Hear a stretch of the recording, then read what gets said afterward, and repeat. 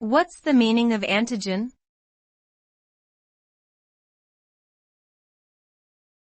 Antigen.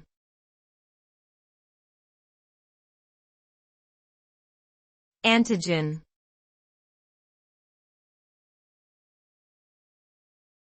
Antigen.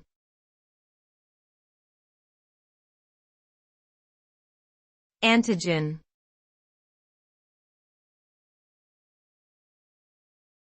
Antigen.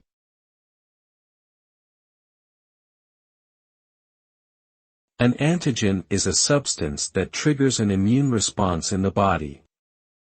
This can include viruses, bacteria, and other foreign substances. When an antigen enters the body, the immune system recognizes it as foreign and produces specific antibodies to fight against it. The antibodies bind to the antigen and mark it for destruction by other immune cells. The body then remembers this antigen and can mount a more rapid response if it encounters the same antigen again in the future. Antigens play an important role in disease prevention and vaccine development.